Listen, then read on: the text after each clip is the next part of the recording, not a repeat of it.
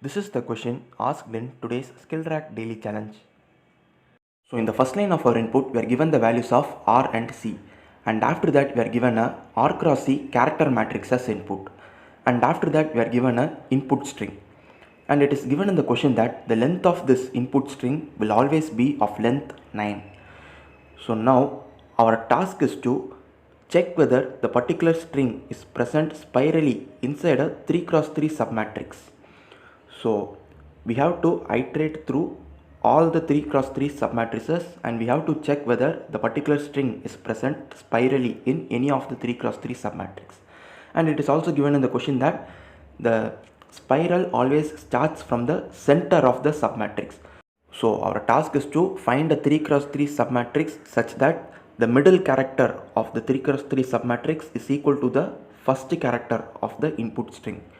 So in this particular input, here we are able to find a 3 cross 3 submatrix with the character S in its middle, because the S is the first character of our input string. So that is why we are finding a 3 cross 3 submatrix with the middle character S. And now we have to check whether the input string SkillRack is present spirally in this 3 cross 3 submatrix or not. So if the string is present spirally, we have to print yes as our output, else we have to print no as our output. So first let us see what are all the possible ways of a string being spirally present inside a 3 cross 3 submatrix. So totally there are 4 ways of a string being spirally present inside a 3 cross 3 submatrix. So let us see what are all the possible ways. So it is given in the question that it always starts from the middle. So from middle it is the first character, and the second character can be right to it, and it can be following a path like this. That is, the remaining characters of the string can be present in the 3 cross 3 submatrix like this. So this is one possible way of a string being spirally present in a 3 cross 3 submatrix. And the another possible way is, so again we will be starting from the middle, and instead of moving towards right, we will move towards down, and again we will form spiral pattern in clockwise direction. So this is another possible way. And the third possible way is, from middle we will be moving towards the left, and again we will be moving spirally in clockwise direction. So from middle, left, and then we will be moving spirally. So this is the third possible way of a string being spirally present. And finally, from middle we will be moving towards the top. So top, and then we will move spirally. So these are all the 4 possible ways of a string being spirally present. So now for the given sample input, let us see what are all the string values if we iterate like this. So now let us move to our sample input. So in our sample input, we have found the 3 cross 3 submatrix, and now as per the movements which we have seen, let us see what are all the possible string values that will be formed. So there are 4 possible ways of movement. So let us see our first case.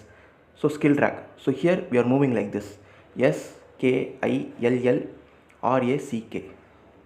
So this is how we are moving spirally. And now the another possible way. So in case 2, the string we get is SLL. So from middle we are moving to the bottom, and then we are moving spirally. So this is case 2. So similarly, from middle we can move to left, and from middle we can move to top, and in those cases these are the string values that will be formed.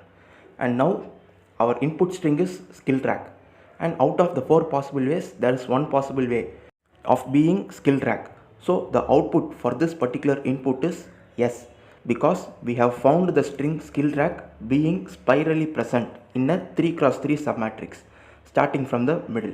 So we are printing yes as our output. So like this, if we are not able to find, then we have to print no as our output. Let us see the procedure. First we will be finding a 3 cross 3 submatrix such that the center of the submatrix is the first character. So for the previous sample test case, the first character was yes. So we found a 3 cross 3 submatrix which has the middle character as yes. And after finding a 3 cross 3 submatrix like that, now we have to find the row and column of the second character, that is, if we take the previous input, the second character of the input string is k. So we have to find the row and column of k in that particular 3x3 submatrix. So the character k can be present in 4 different directions. So it can be present right to the middle, or can be present bottom to the middle character, or can be present at the left side, or can be present at the top of the middle character. So these are all the possible ways of the character k being present. So once when we find the row and column of the second character, we can enter into the boundary layer of the matrix. And once when we enter into the boundary layer, it will be easy for us to iterate through the remaining characters of the matrix. And while iterating through the remaining characters, that is, when we are iterating through the boundary layer, we can also check those characters with our input string, so that we can check whether the string is present spirally or not.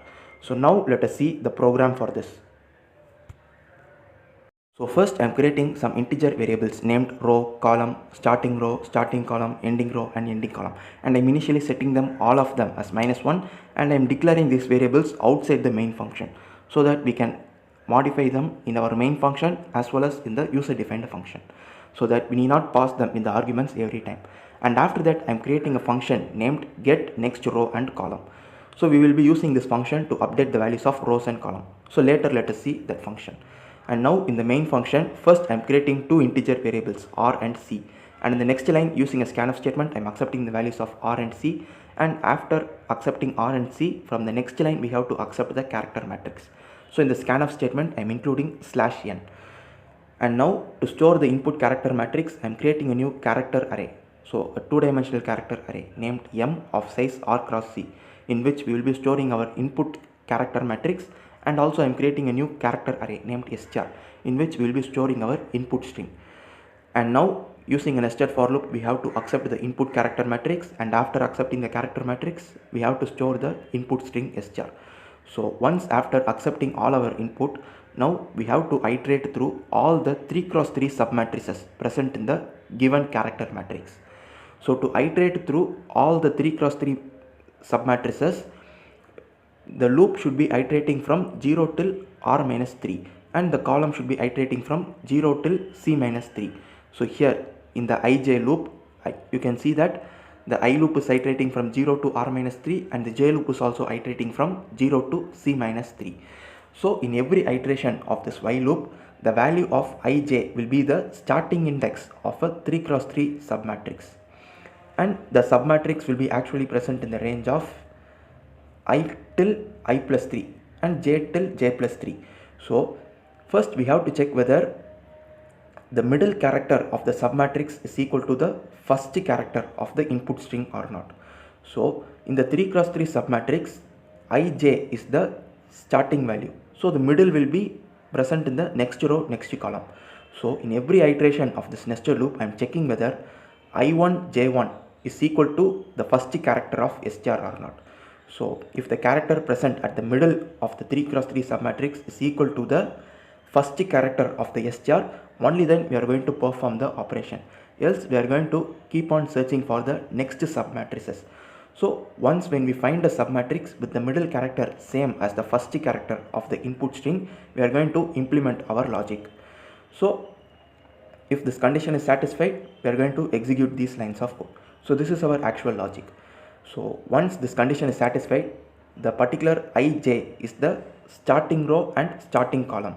So I am storing the values of I and j in the variables named start row and starting column. So I am setting start row is equal to I and starting column is equal to j, and the submatrix size is 3. So the ending row and ending column will be I plus 2 and j plus 2. So in a 3x3 submatrix, if the first, that is the starting row, is I, then it has 3 rows. So I plus 1 and I plus 2. So I plus 2 is the last. So I am setting end row is equal to I plus 2. Similarly, the ending column is equal to j plus 2. So now we have found the submatrix with middle character same as the first character. Now we have to find the position of the second character in this particular 3x3 submatrix. So the second character can be present in 4 different positions. It can be present top of the middle character, or it can be present in the right of the middle character, or it can be present at the bottom or in the left side of the middle character. So ij is the starting and I plus 1 j plus 1 is the middle. So if the character needs to be present at the top of the middle character, then it should be present at the index I j plus 1. So if it is present at the top, then it means it is present in the ith row. So I, and then the column will be j plus 1. So using the if condition, we are checking if the character present at the index I j plus 1 is same as the second character of the input string, then we are going to set the values of row and column. So row will be I and column is equal to j plus 1. So I j plus 1, this index will be the top character of the middle. So we are just going to store the index. So I j plus 1 is nothing but the index which we have used. So I'm just storing those values in the variables row and column. So this is when if the second character is present top to the middle character, but if it is not present in the top, there are 3 more positions that needs to be checked. So similarly, I'm checking the bottom. So the bottom row will be I plus 2 and the column will be same j plus 1. And if this condition, that is if the character present at this index is equal to the first character, then I'm storing the rows and columns as such. So similarly, using the same logic, we will be checking whether the character is present in the left side or it is present in the right side. So after the execution of this 4 lines of code, we would have found the row and column of the second character in the 3x3 submatrix. So once when we have found the row and column of the second character, it means that we would have entered into the boundary layer of the 3x3 submatrix. Once when we enter into the boundary layer, it will be easy for us to iterate through the spiral form. So here let us see that after entering into this particular layer, in this layer we will always be moving towards downwards. Similarly, in this layer we will always be moving towards the left, and similarly in the starting column, that is in the first column, we will always be moving towards the top, and in the first row we will always be moving towards right. So once when we have found the row and column of the second character, we would have entered into the boundary layer, and once when we enter into the boundary layer, we can easily iterate through the boundary of the 3x3 submatrix. So now we are going to implement our logic, that is we are going to check the characters spirally. So this is the actual logic. So to check, we are creating a flag variable and I'm initially setting it to 0, and I'm creating another variable named int which represents index and I'm initially setting it to 2, because now we have found the first character and the second character. We have to start checking only from the third character. The third character is present at index 2, so that is why index is equal to 2. And then I'm creating a loop. So this loop iterates for 7 times. It is given in the question that the length of the string will always be 9, and we have already found 2, that is we have found the first character and the second character. So remaining there are only 7 characters. So we have to check only the remaining 7 characters. That is why the loop iterates for 7 times. And in every iteration, we will be calling this function get next row and column, which will update the values of row and column. And after updating the rows and columns, we will be checking whether it is equal to the character at the index. If it is not equal, then we set flag is equal to 1. So this is the logic. Now let us see how this function get next rows and column works. And here I have defined the function named get next rows and columns. So this function doesn't accept anything in the arguments, because we are going to change the values of row and column, and the row and column are already declared outside the main function. So it can be either altered here or in the main function. So first I am checking whether the row is equal to starting row and column is equal to ending column. So if this condition is true, let us find the index. So row is equal to starting row and column is equal to ending column. If that is the case, this is where we are actually present at, starting row and ending column. And if we are present at this layer, next we should move towards downwards. So we have to move to the next row. So I am implementing the condition row plus plus. But if we are present in the ending row and the column is also equal to ending column, let us see where we are present. So ending row and ending column means this is where we will be present. So this is the ending row and ending column. And once when we reach this position, we have to move towards the left. Only then we will be iterating through the boundary layer. So moving left in the sense we have to decrement column. So I am implementing column minus minus. Similarly, if the row is equal to ending row and column is equal to starting row. So if that is the case, let us find where we are present in our graph. So this is where we will be present. So this is the ending row and starting column, and once when we reach here, we have to move towards the up. So if we want to move towards up, then we have to decrement the row. So I am executing the condition row minus minus. So similarly, if we are present at the starting row and starting column, then I am implementing the condition column plus plus. So this is the starting row and starting column, and column plus plus means we will be moving towards the right. So this is how we will be iterating through the boundary layer of the 3x3 submatrix. So the first 4 conditions are for the corner, that is when we reach the end of the boundary layer, but we can also be present at the middle. So like we can be present at this place, or we can be present in this place. So like this we can also be present in between the boundary. So now we are going to write the condition for those cases. So if the row is just starting row, then we are going to increment column. So here we are not going to implement the second condition. We are not going to check the row and column.